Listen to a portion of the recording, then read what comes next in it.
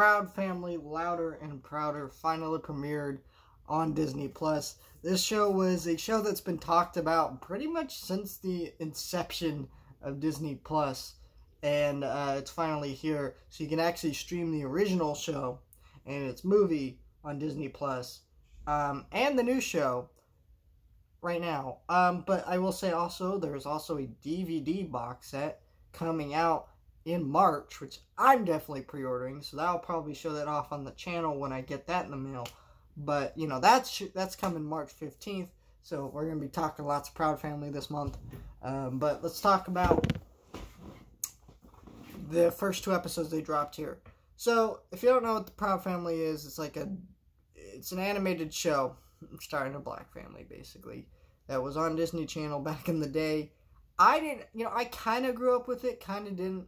I was born in 2003, so I remember, like, watching the show, but I always thought, like, it aired on ABC or something, but apparently it didn't. I don't know, but I remember enjoying the show. Then, when the show got closer to releasing, and they gave us a more definitive release date, went back, rewatched the show on Disney Plus and the movie, because I wanted to experience the whole thing before this came out, because I knew I was going to be talking about it. And I'm definitely going to be reviewing this show week to week as it releases new episodes, as I usually do for the Disney Plus shows I watch.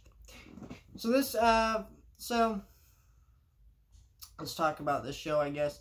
I really enjoyed the Proud Family original show, and this show I enjoyed too, from the first 2 episodes anyways. But there are some issues that are blatant, and issues that I'm going to do the best to talk about without offending people.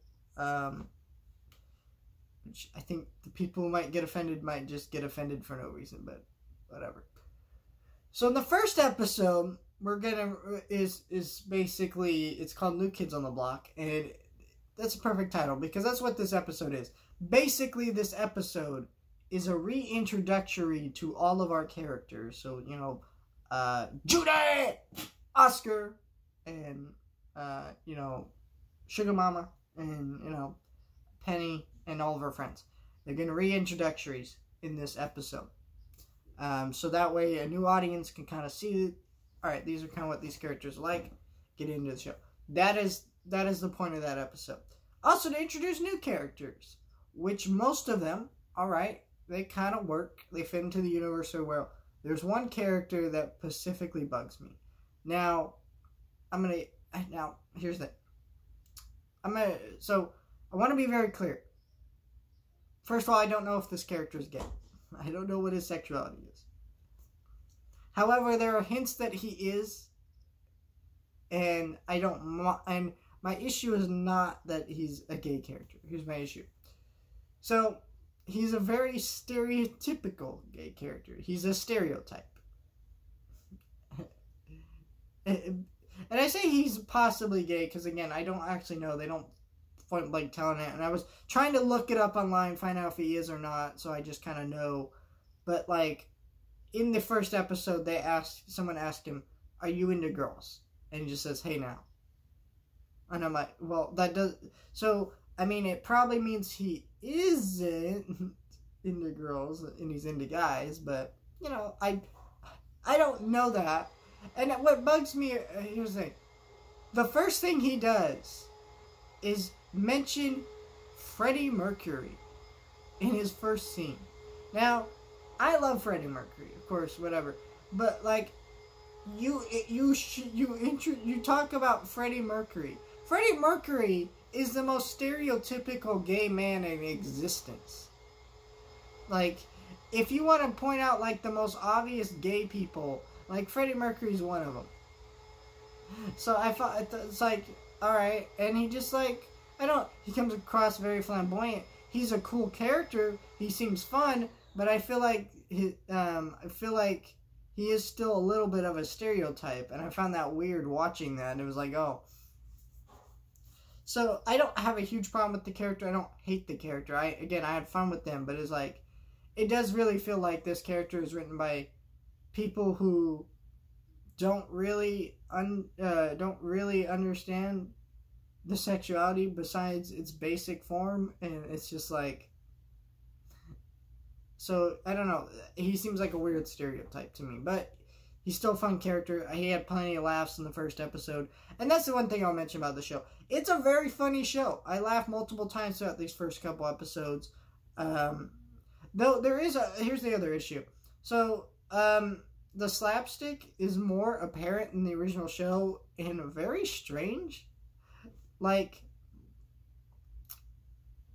the second episode, Penny's trying to become an influencer, and she starts going around chasing Sugar Mama's dentures, and it's like ridiculous.